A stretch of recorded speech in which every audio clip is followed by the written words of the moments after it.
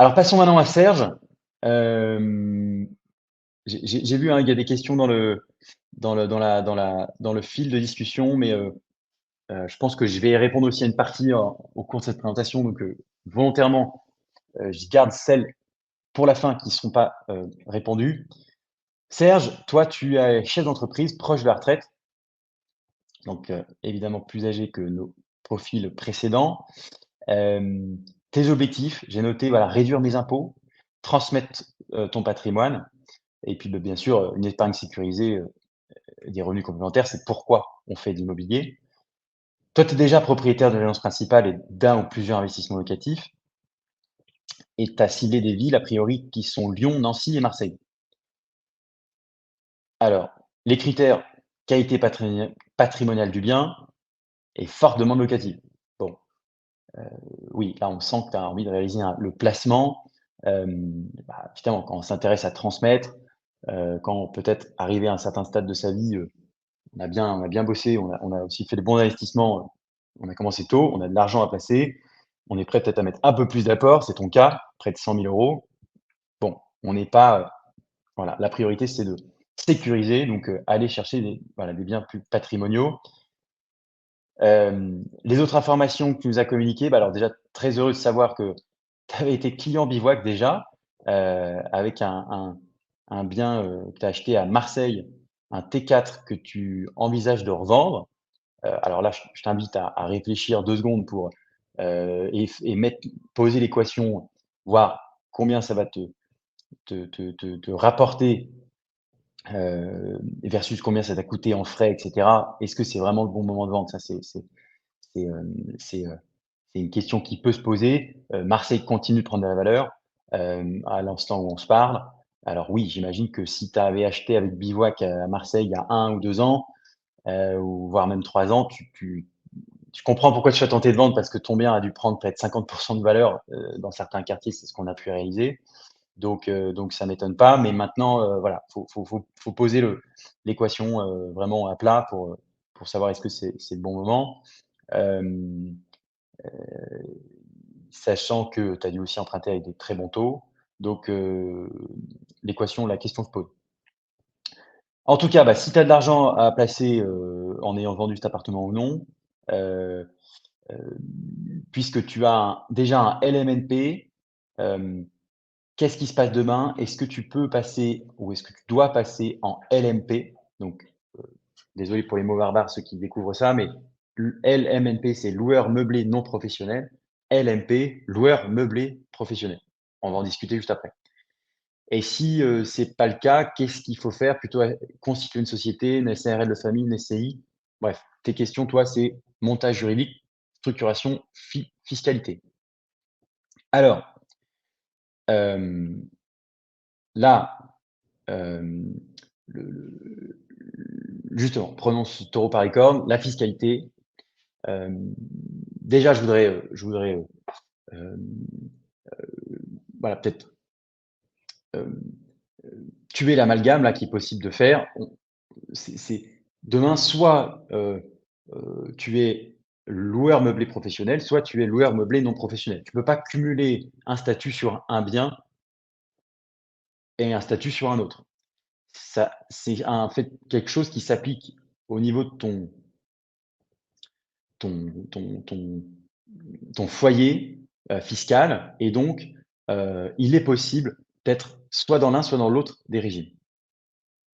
Alors le LMP, encore une fois, c'est un sujet qu'on a traité, je vous invite à aller sur la partie blog sur notre site internet. Il y a au moins 15 articles qui traitent du sujet et c'est toutes ces questions de fiscalité.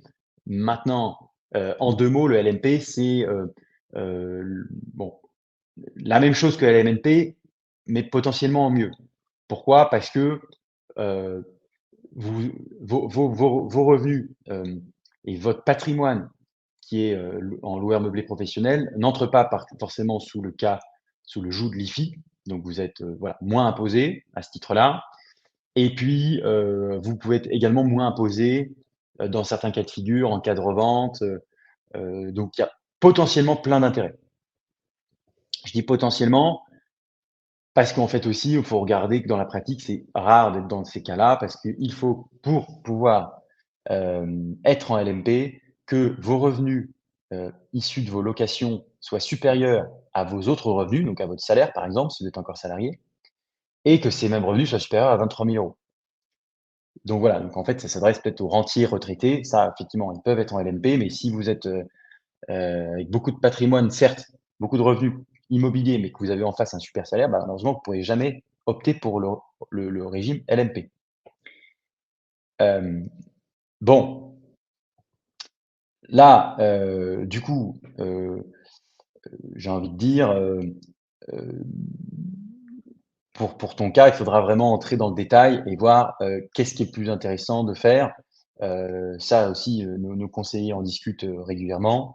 Hem, le cas de pareil, constituer une société SCI, SARL, ça peut être effectivement une bonne idée, notamment une SCI si, on veut transmettre à ses enfants. Quelque chose qu'on peut, effectivement, tout à fait envisager, qui va être assez efficace. Donc, il y a là-dessus, je ne vais pas m'étendre volontairement trop longtemps parce que c'est tellement spécifique à chacun et je connais malheureusement, pas assez ta situation aujourd'hui pour t'y répondre. Hem, parce que je vois aussi, par exemple, que tu es chef d'entreprise et chef d'entreprise, je ne sais pas si tu es déjà structuré avec une holding, par exemple, mais si tu as voilà, au lieu de te verser un salaire, au lieu de te verser des dividendes qui sont imposés, hem, que tu reviens, voilà, imposé quand tu te verses à toi, à ta personne physique, bah, si tu as déjà une holding, tu dois peut-être déjà le savoir bien sûr, mais tu pourrais, mettre une SCI en dessous de ta holding, faire remonter les flux financiers de ton activité principale, passent dans la holding et qu'ils arrivent dans la SCI pour te permettre de financer de l'immobilier. Sans être, voilà, taxé de, charges patronales, et cotisations sociales ou du moins dans une moindre mesure et ce qui serait, forcément un moyen de développer encore plus son patrimoine. Pour ta situation, bah, si tu es proche de la retraite, voilà, ça va être sûrement un achat effectivement majoritairement cash, mais je le remets là, hein, l'objectif c'est quand même l'immobilier, c'est surtout, si on doit retenir un seul intérêt, c'est que vous avez un locataire qui va payer un crédit avec qui est donc de l'argent que vous n'avez pas et qui vous est prêté par la banque. Donc, c'est en clair, vous allez, mettez en place cet investissement et tout seul, vous récupérez cet argent de la banque qui, à la base, ne vous appartient pas. Donc moi, j'ai même tendance à dire, même s'il y a 10 ans de la retraite, n'hésitez pas à aller voir votre banque, demandez-leur combien est-ce qu'ils vous prêtent, jusqu'à quand. Il faut savoir qu'effectivement, une banque, elle aime pas trop que les crédits couvrent jusqu'à, un âge où vous avez plus de 70 ans. Voilà, c'est ce qu'on voit généralement dans la plupart des banques. Bon, bah, au vu des objectifs sinon, on va parler dans le vif du sujet maintenant des types de projets. On a bien compris que c'est plutôt un bien patrimonial, donc préférence peut-être dans une grande ville, heu, avec potentiellement des travaux de rénovation. Parce que si tu as une problématique, de fiscalité, peut-être que ça peut être aussi intéressant, voilà, de ne pas se mettre sous le joug de la du LMNP ou du LMP tout de suite, mais peut-être de faire, heu, une location nue au réel pour pouvoir bénéficier du régime particulier du déficit foncier. Déficit foncier, je la fais très courte parce qu'encore une fois, on pourrait faire un live entier juste là-dessus, mais vous allez faire des travaux, vous allez avoir beaucoup de charges et vous allez avoir plus de charges que de revenus et ce déficit, en fait, bah, vous allez pouvoir l'imputer sur vos autres revenus issus de salaires ou autres placements et donc vous allez pouvoir payer moins d'impôts sur votre situation globale. Voilà.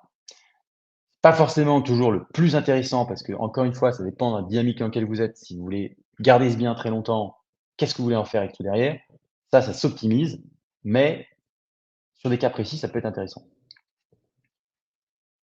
Les projets, bon, grande ville, patrimoniale, bah, il y a une ville qui marche super bien, qui a super bien marché, qui continue de bien marcher, bah, c'est Rennes. Là, on t'a trouvé, voilà, un appartement. Alors, on parlait de travaux tout à l'heure, il y a encore des trucs à faire, mais bon, dans une belle copro, hyper bien située, hem, à un budget, voilà, de près de 220 000 €. Donc on voit, hein, forcément le rendement, c'est moins ça, mais l'aspect patrimonial du bien, voilà, on peut pas faire beaucoup mieux situé en hyper, hyper, hyper centre.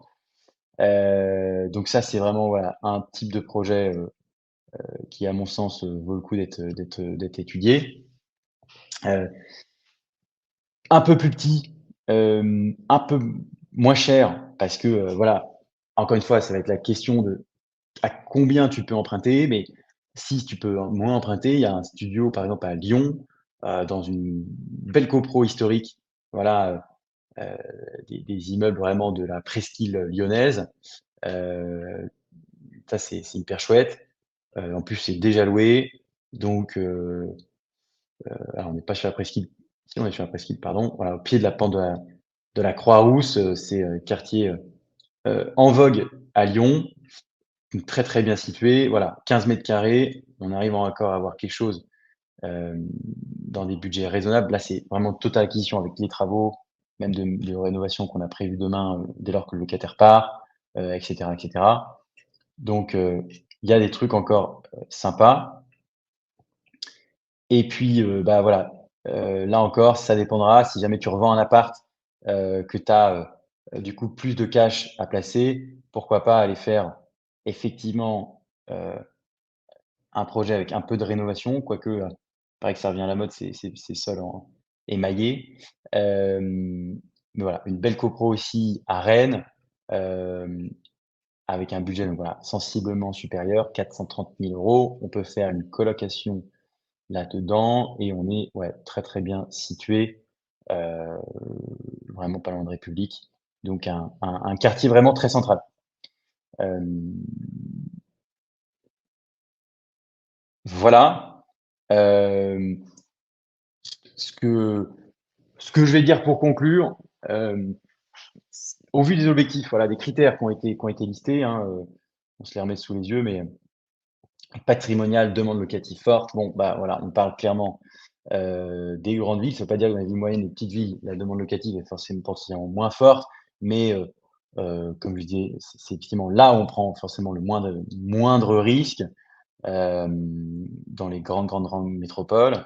On louera toujours, forcément le rendement va se sentir, mais bon, si on a une politique de transmission, pourquoi pas? Pourquoi pas? Encore une fois, ça peut aussi être, un endroit où on fait pas mal de travaux pour aller voir optimiser sa fiscalité. Voilà, 3 exemples de projets. Encore une fois,